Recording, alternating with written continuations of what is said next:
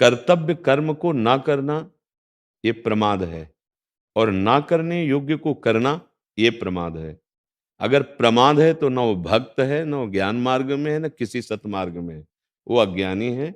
निद्रालस्य प्रमादोत्थम तत्तामस मुदाहृतम, वो तामसिक आसुरी प्रवृत्ति वाला है, जो करने योग्य कार्य को ना करके ना करने योग्य कार्य को करता है। तो हमें प्रमाद नहीं करना कि भगवान के भरोसे ऐसे बैठे हैं। अर्जुन को ऐसे बैठने के लिए कह रहे हैं क्या? युद्ध कर, उठ, हारेगा, मारा जाएगा तो स्वर्ग मिलेगा और जीतेगा तो भूमि का राज। चल, कार्य में लग अपने। माम निस्मर युद्ध च, मेरा स्मरण कर और उत्तिष्ठ, खड़ा हो जा और युद्ध कर। तो भगवान का भरोसे वाला कायर कैसे हो सकता है? आप सोचो।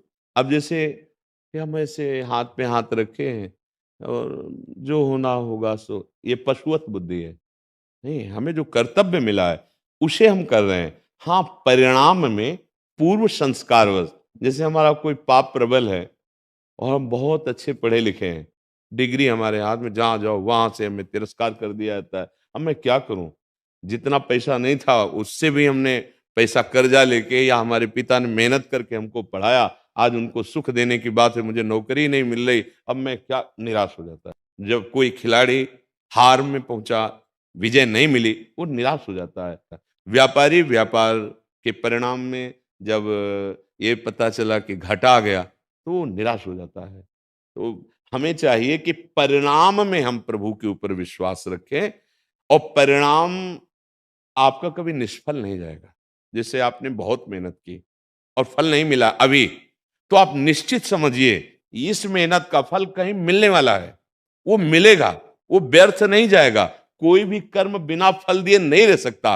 पर अगर आप फल पे ही आसक्त हो गए कि इसका परिणाम तो ये ही होना चाहिए, अब आप दुखी हो जाओगे, अब आप निराश हो जाओगे। उससे बचने के लिए हमें भगवान का भरोसा दृढ़ रखना चाहिए।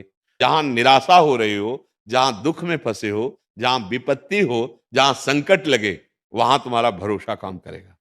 कर्तव्य पर हमें पूरा जितना बल दिया है प्रभु ने, उसको हमें करना होगा। अगर वो कर्तव्य कर्म नहीं करता तो न तो भगवान का भक्त है, ना वो भगवान के भरोसे है। वो प्रमादी है, आलसी है। पड़े रहना, खाना पीना, ये कोई बात नहीं। देखो, यहां फ्री कुछ नहीं है। तुम्हें सच्ची बताए, फ्री कुछ नहीं। आप जो कर्म करोगे उसी का आपको हिसाब मिलेगा। ऐसा नहीं हो सकता कि आप करो गलत कर्म और हे भगवान आपको पीने को अमृत मिल जाए। हाँ, अमृत पीने के लिए पहले विष निकला था समुद्र मंथन में, निकला था ना। अब मेहनत हुई थी ना, समझ में आया सकी।